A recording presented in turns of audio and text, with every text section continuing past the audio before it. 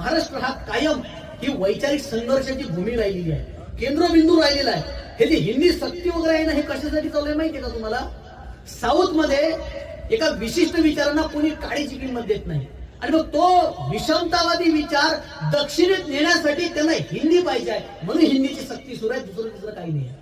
आणि ते मोठे बहादर आहे तामिळनाडू, केरळवाले करणार, ते म्हणतात बिलकुल नाही पाहिजे, होणारच नाही, आमचं आम्ही बघून घेऊ काय करायचं, नाही आलं तरी चालेल.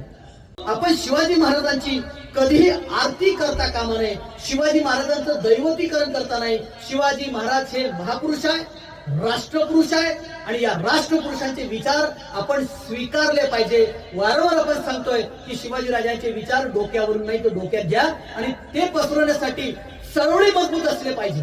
की चळवळीच्या लोकांना बाकीचे लोक समाविष्ट करून घेत नाही, चळवळीच्या लोकांना समजून घेत नाही. मी म्हणतो चळवळीच्या लोकांकडनं जर चुका झाल्यात असेल, पोटात घाला तुम्ही त्यांच्या चुका.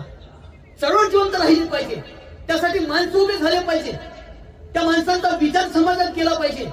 तेव्हा हा समाज, हे राज्य, हे राष्ट्र घडेल.